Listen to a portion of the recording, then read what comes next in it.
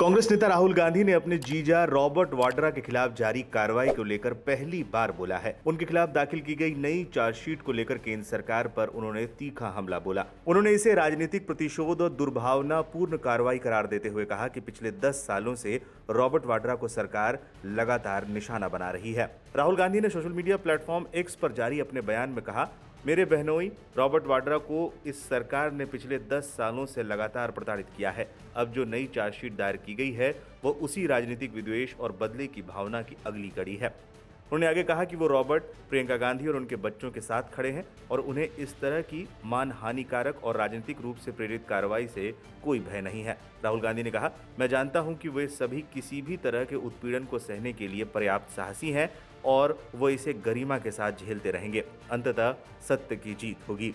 इस मामले में प्रवर्तन निदेशालय द्वारा रॉबर्ट वाड्रा के खिलाफ धन शोधन के एक पुराने मामले में पूरक आरोप पत्र दाखिल किया गया है, जिसे कांग्रेस ने पहले ही राजनीति से प्रेरित बताया था। देखिए, राजनीतिक प्रतिशोध की भावना से सारा काम हो रहा है। इनको डर लगता है राहुल गांधी से। राहुल गांधी को सोचते हैं कि प्रेशर में किसी भी तरह से ले लें। राहुल गांधी उस मिट्टी के बने नहीं है कि प्रेशर में आ जाएंगे। राहुल गांधी से ये उम्मीद मत करें कि वो इससे दबाव में आ जाएंगे। आप वाड्रा साहब को बता रहे हैं कि साहब एक प्रॉपर्टी ली, उस प्रॉपर्टी इतने की ली और इतने की हो गई और उसे बेच दी।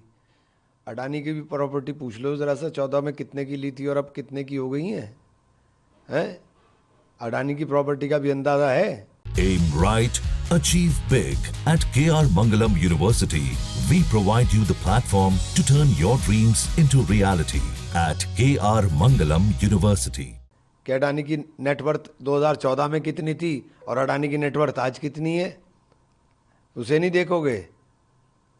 मतलब इनका काम केवल और केवल ये हो गया कि किसी भी तरह से ईडी को तोते की तरह इस्तेमाल कर करके अपने लोगों को डराने का काम किया जा सकता है और लोगों को धमकाने का काम किया जा सके। ईडी की चार्जशीट पर कोर्ट का संज्ञान।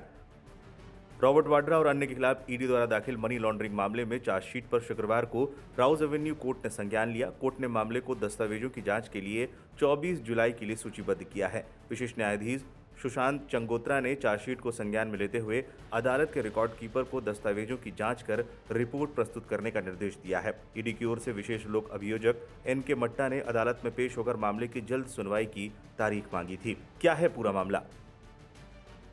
प्रवर्तन निदेशालय ने 17 जुलाई को रॉबर्ट वाड्रा और 10 अन्य व्यक्तियों, कंपनियों के खिलाफ धन शोधन निवारण अधिनियम PMLA के तहत अभियोजन शिकायत दर्ज की है। चार्जशीट में जिन लोगों, इकाइयों का आरोपी बनाया गया है उनमें Robert Vadra, Skylight Hospitality Private Limited, Kareshwar Properties Private Limited, Satyanand Yaji, Kewal Singh Virk सहित अन्य लोग शामिल हैं। ईडी की शिकायत के अनुसार यह मामला गुरुग्राम पुलिस द्वारा दर्ज की गई एक प्राथमिकी से जुड़ा है। इसमें आरोप है कि रॉबर्ट वाड्रा ने अपनी कंपनी स्काईलाइट हॉस्पिटैलिटी के माध्यम से साल 2008 में गुरुग्राम के शिकोहपुर गांव सेक्टर 83 में 3.53 एकड़ भूमि फर्जी घोषणाओं और प्रभाव के दुरुपयोग करके खरीदी थी।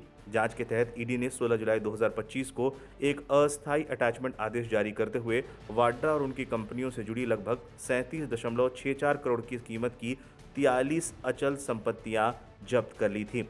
इन संपत्तियों का संबंध स्काईलाइट हॉस्पिटैलिटी सहित अन्य संबंधित संस्थाओं से बताया गया है। ईडी का आरोप है कि वाड्रा ने व्यक्तिगत प्रभाव का उपयोग कर जमीन के लिए कमर्शियल लाइसेंस हासिल किया और ये सौदा पूरी तरह से धोखाधड़ी पर आधारित था।